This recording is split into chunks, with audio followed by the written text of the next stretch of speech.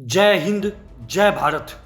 18 सितंबर 1883 में अमृतसर के एक संपन्न हिंदू खत्री परिवार में पैदा हुए एक महान देशभक्त का शव लेने से इनके परिवार वालों ने इसलिए मना कर दिया क्योंकि इन्होंने लंदन में एक अंग्रेज अधिकारी की गोली मारकर हत्या कर दी थी।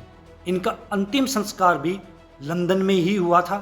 ये महान देशभक्त मदन लाल ढींगरा जी थे। इंग्लिश स्टाइल में रहने वाले इनके पिता दीतामल ढींगरा एक प्रसिद्ध डॉक्टर थे और अंग्रेजों के बहुत बड़े वफादार थे। मदन लाल के सभी 6 भाइयों ने विदेशों से पढ़ाई पूरी की थी। शुरुआती पढ़ाई मदन लाल ने अमृतसर से ही की। 1901 में आगे की पढ़ाई के लिए इन्हें लाहौर भेज दिया गया। यहाँ पर ये क्रांतिकारी गतिविधियों में भाग लेने लगे। 1904 में मास्टर ऑफ आर्ट्स प्रोग्राम में एक छात्र के रूप में ढींगरा ने प्रिंसिपल के उस आदेश के खिलाफ विरोध कर रहे छात्रों का नेतृत्व किया जिसमें इंग्लैंड से मंगवाए कपड़े से कॉलेज के छात्रों के ब्लेजर बनाने को कहा गया था। मदन लाल को कॉलेज से निकाल दिया गया। यहाँ से इनके परिवार के साथ इनके मतभेद बढ़ने लगे। बड़े भाई के कहने पर 1906 ईस्वी में मैकेनिकल इंजीनियरिंग की स्टडी करने के लिए लंदन यूनिवर्सिटी चले गए। लंदन में महान क्रांतिकारी श्यामजी कृष्ण वर्मा द्वारा खरीदा गया इंडिया हाउस था जिसमें अधिकतर भारतीय छात्र रहते थे। इस हाउस का प्रबंधन का कार्य महान देशभक्त वीर दामोदर सावरकर जी कर रहे थे। मदन लाल इसी हाउस में रहने लगे। इंग्लैंड में रह रहे भारतीय क्रांतिकारी इसी हाउस में गुप्त रूप से अपनी योजनाएं बनाते थे। मदन लाल पर धीरे धीरे कृष्ण वर्मा व सावरकर के विचारों का काफ़ी गहरा प्रभाव पड़ा। 10 मई 1907 को 1857 की क्रांति के 50 वर्ष पूरे होने के उपलक्ष्य में एक आयोजन रखते हुए सावरकर ने अपने साहस व बहादुरी का परिचय दिया। अंग्रेजों की धरती पर इस तरह का आयोजन करना बहुत मुश्किल कार्य था। अन्य देशभक्तों के साथ मदन लाल भी इस आयोजन में शामिल हुए। सभी देशभक्तों को स्मृति चिन्ह के तौर पर एक लॉकेट भेंट किया गया। मदन लाल इस लॉकेट को कोट पर सजाकर अगले दिन यूनिवर्सिटी पहुंच गए। क्लासरूम में टीचर ने इस लॉकेट को उतारने के लिए कहा। मदन लाल के मना करने पर अंग्रेज विद्यार्थियों ने इनके साथ मारपीट की। इंडिया हाउस पहुंचकर इन्होंने सारी घटना के बारे में सावरकर जी को बताया।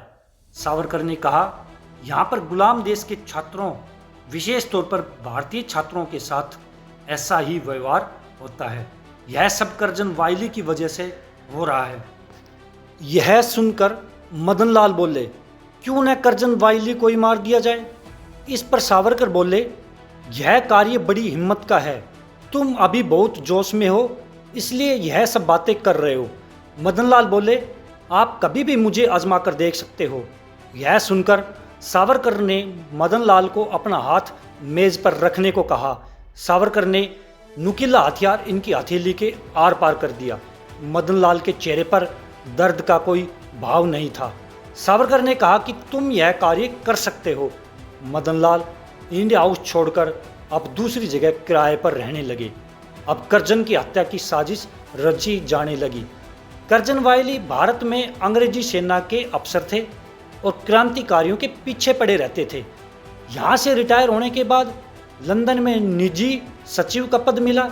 अब लंदन में भारतीय छात्रों की जासूसी करते थे। यहाँ पर विशेष बात यह है कि जब कर्जन वाइली भारत में थे तब मदन लाल ढींगरा के पिता के साथ इनके बहुत अच्छे संबंध थे।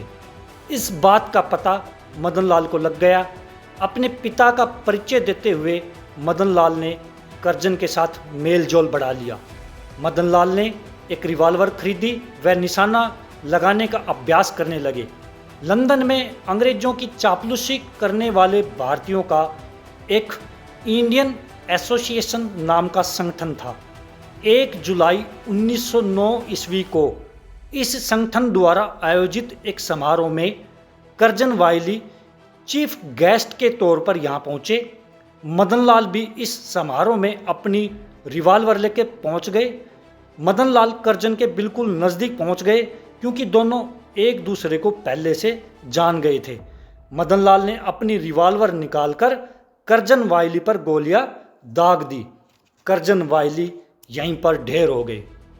कावस जी लाल कक्का नाम का एक भारतीय चापलूस को भी मदन लाल ने इसलिए गोली मार दी कि वह करजन को बचाने की कोशिश कर रहा था। सभा में उपस्थित अंग्रेज वफादारों ने मदन लाल को पकड़ लिया।